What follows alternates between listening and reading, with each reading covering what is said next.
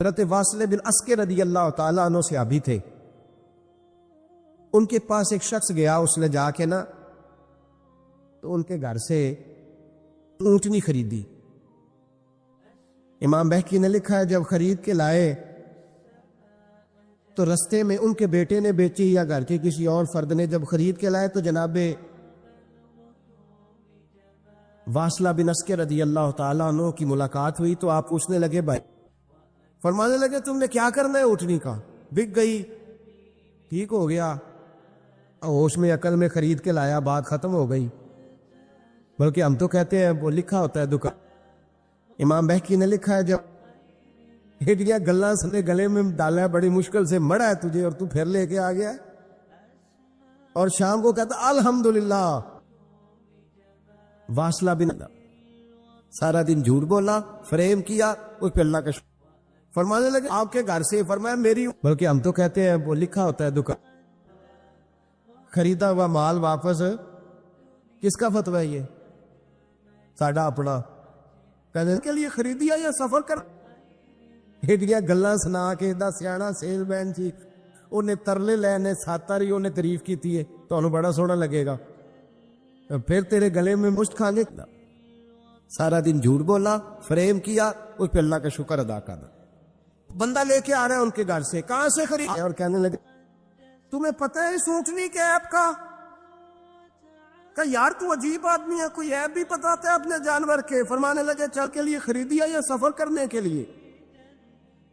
کہ میں نے تو اس پہ بیٹھ کے حج کرنے جانا ہے۔ فرمانے لگے چل بھی میرے ساتھ واپس آپ پیسے لے لے، گوشت کھانے کا۔ رونے لگے اور کہنے لگے یار میں نے خرید لی تھی، پیسے دے دیے تھے مرضی سے۔ علیہ السلام نے فرمایا فرشتے لان۔ رونے لگے، فرمانے لگے کیا کروں، میں رسول اللہ کا غلام ہوں، کیا کروں، نبی پاک کا غلام۔ رونے لگے، فرمانے لگے میرے مصطفیٰ کریم علیہ السلام نے فرمایا فرشتے لعنت کریں گے اگر تو ایبی چیز بیچ ڈالے گا۔ کیا کروں، نوکر اس گھر کا ہوں،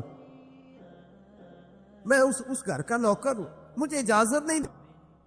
تو اپنے مالک کی چھوڑ، تو عرش کے مالک کی مان، تو چھوڑ دنیا دار مالک کی، اس مالک کی مان جس نے تجھے پیدا کیا ہے، تجھے رزق دیتا ہے۔ دنیا کے مالک کی بات کر رہا میرے نبی پاک۔ ہوائیں چلی ہے کلے، بازار میں گئے،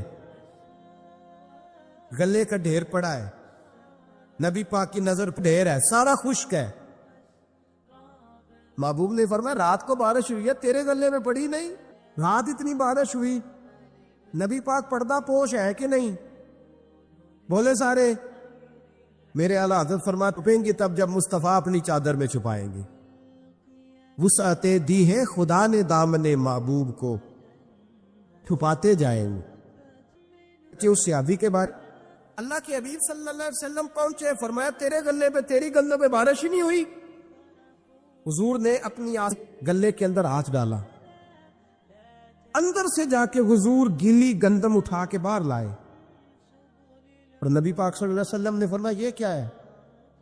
جب ان کی گردن جھکی تو میرے مصطفیٰ نے فرمایا سنو، من غشا فلیس منا، جو دھوکہ دے میں اسے اپنی امت میں شامل نہیں کرتا، تو ہم نے سے نہیں ہے۔ ہوائیں تھوڑے سے نفع کے لیے، تھوڑے سے، اب تو لوگ ہنستے ہیں، دھوکے پہ مسکرایا جاتا۔ گوالے سے پوچھا دودھ بیچنے والے سے، اور یہ صرف دودھ بیچنے والے کی بات نہیں، سب کا ہی رنگ نرالا ہے، سب کا ہی انداز نہیں، تعریفیں کر رہے ہیں اپنے مال کی، سارے دو وہ گزر گئے لوگ۔ امام اعظم ابو حنیفہ رحمۃ اللہ علیہ، ذرا بادل ہوتے تھے تو کپڑے کی دکان تھی، بند کر دیتے تھے دکان، فرماتے تھے گاہک کو صحیح نظر نہیں آئے گا تو کوئی ایسی چیز نہ خرید کے لے جائے جس کی اسے پوری کھلے۔ وہ گزر گیا زمانہ دور میں، کہتا آج کل بھینسیں پانی زیادہ پیتی ہیں، گرمی بڑی سخت ہے، مذاق اڑاتا ہے۔ ایک چوری، اوپر سے اس کا اظہار اعلانیہ، وہ آدمی جنت میں نہیں جائے گا۔ صحابہ نے کہا حضور یہ بوائق کیا ہے؟ فرمایا ظلم اور دھوکہ، اس نے پڑوسی کو بھی دھوکہ دینے سے وہ باز نہیں رہا۔ لوگ شکوہ کرتے ہیں، کہتے ہیں لوگ دنیا ساری دھوکے باز ہو گئی ہے، لوگ سارے، کسی نے ملا رومی سے کہا تھا حضور سارے لوگ ہی دھوکے باز ہیں، فرمایا تو اپنا تجربہ کرنا، تجھے اس لیے سارے دھوکے باز ملتے ہیں کہ تیرے اپنے اندر بڑا دھوکا ہے. اپنے اندر خلوص پیدا کر, اللہ تجھے بڑے خلوص والے لوگ عطا فرمائے گا. تو خود اس سے یاری لگاتا ہے, دھوکے کے رنگ میں لگاتا ہے. تیری ہر دوستی اس لیے کہ تو نفع کتنا لے. خبردار, تمہارا رنگ ایک ہونا چاہیے. وہ آدمی آپ کے کہ مرید ہو, جدے مرید ہو یا دکان ہی نہ چمکے, کیا مطلب ہوا بیعت ہونے سے؟ اتنی دیر کے مرید ہوئے, بار چمکا نہ دکان بنی. الٹا پیر صاحب کہتے ہیں سود بند کر دو, دھوکے بند کر دو, فریب بند. جتوں ہوندا پہ تو بھی نہیں ہون دے, ہے نا جی. تو کوئی مکر فریب نہ ہے تو دنیا داری سے, بولیے, دنیا داری سے بچنا. کہنے لگا جی بالکل صحیح ہے. آپ فرمانے لگے چلو پھیلا رومی سے کہا تھا حضور سارے لوگ حضرت عیسیٰ علیہ اور جناب عیسیٰ دریا پہ وضو کرنے تشریف لے گئے. کہنے لگے ایک ہرن جا رہی تھی, اس کے ساتھ 2-3 چوٹری کھڑی ہو گئی, باقی سیر ہو گئے, ڈکار آنے لگی. تیری ہر دوستی. جناب عیسیٰ نے ساری ہڈیاں کٹھی کر کے فرمایا کم باذن اللہ. آپ فرمانے لگے ہرن کے بچے کا گوشت تیرے پیٹ میں بھی ہے, میرے پیٹ میں ہے, بچہ وہ جا. اب تو بتا دے. کہنا جی کوئی پتہ نہیں, مجھے پتا. حضرت عیسیٰ علیہ السلام اس کو ساتھ لے گئے, دریا کے اس پار جانا تھا. فرمایا ہاتھ پکڑا, چلو گزرو. دریا میں پیر رکھا, اس کا بھی اپنا بھی. خبردار, تمہارا رنگ ایک ہونا چاہیے.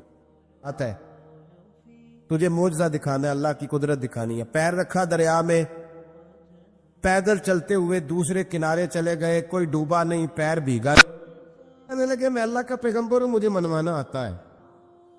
حضرت یہ لگائیں 3 ڈھیر ریت, وہ ساری کی ساری ریت سونا بن گئی. حضرت ایک تیرا ہے آپ کے, اس کا جس نے تیسری وہ تسلی ہو. اے دنیا دار پجاری زردے کتیاں دے گل ٹلی ہو. میں نہیں کھائی ہے. وہ میاں صاحب کمال کر گئے. وہ ایک کی وہ تائے کی, یہ میرے دادے کی, بڑے مالدار ہیں. آپ فرمانے لگے چل چھوڑ, کوئی اور بات بھی کر. لگے دانش مندہ نہ کم نہ ہی دل دنیا نہ لاڑا. بار چمکا نہ دکان بنی. الٹا پیر صاحب کہتے ہیں سود بند کر دو, دھوکے, ہے نا جی.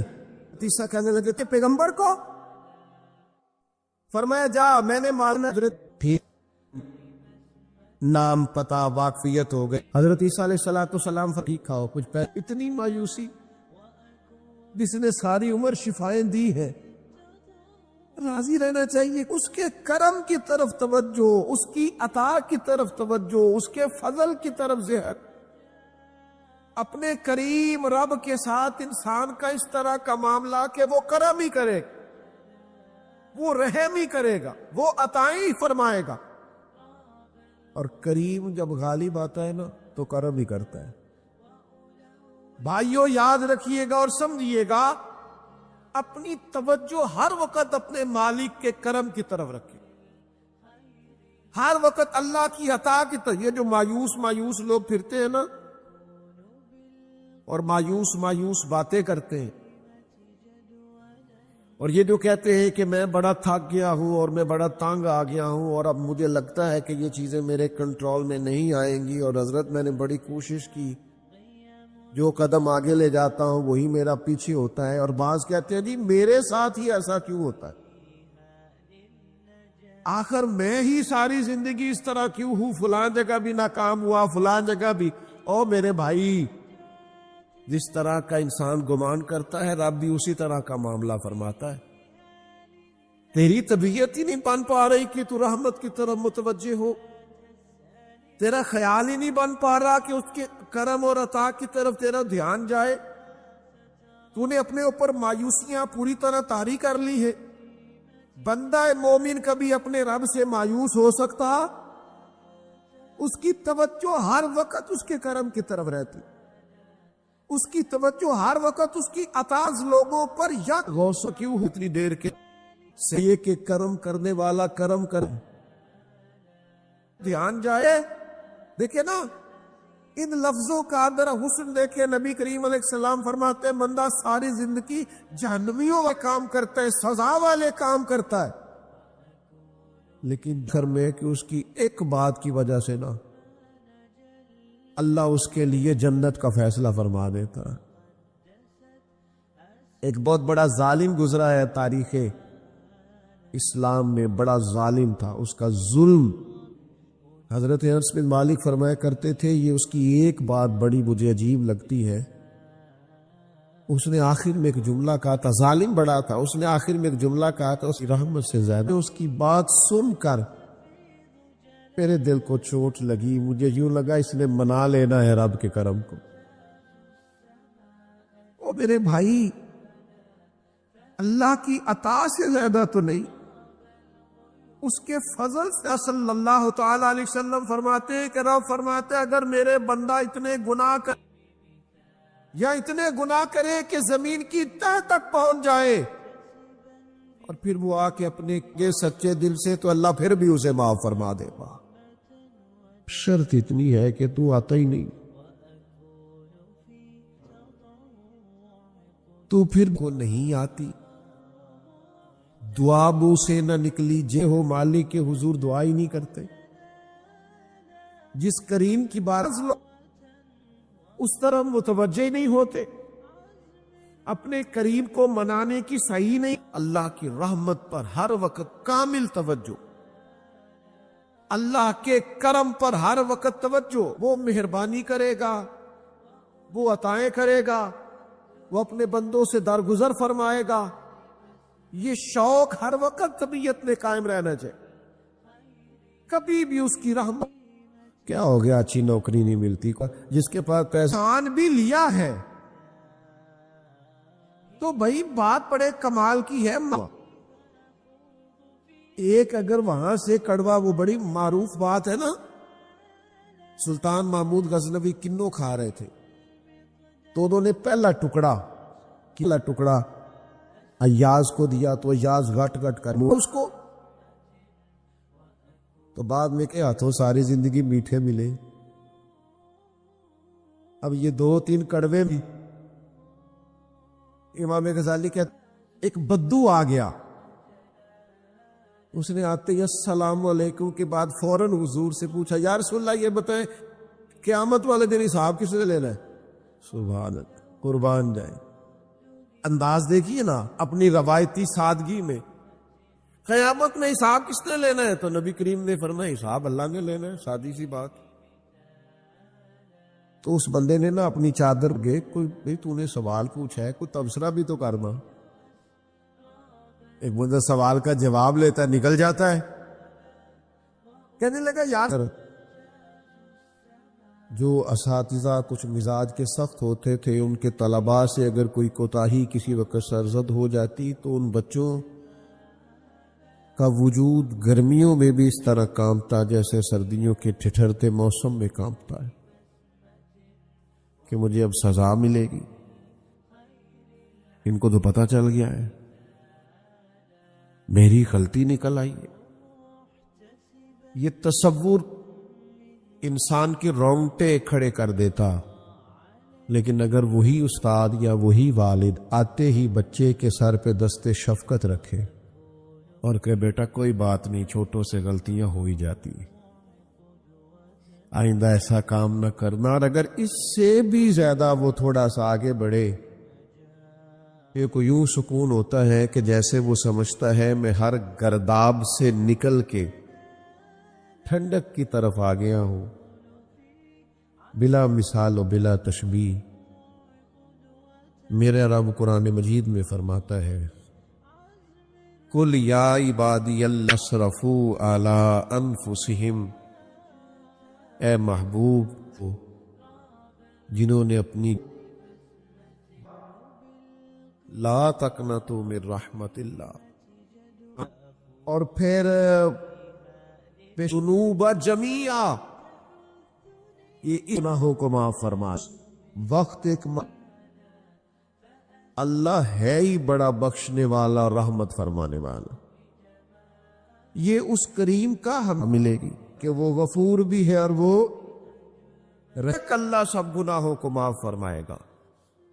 مجھے بتائیے کب کبھی وجود پہ طاری ہوئی بندے میدان آڈیو ویڈیو تو چل گئی، چھوٹی سی چھوٹی ذرے کے برابر بھی کوتاہی تو یہاں تک انسان کے رونگ اور اچانک آواز کرم آئے، ان اللہ یغفر الذنوب جمیعا، بے شک اللہ سارے گناہوں کو معاف فرمانے والا ہے. تو کیفیت کیا ہے، انداز کیا ہے اس ورنیا، بے شک اللہ سب گناہوں کو بخش دیتا ہے.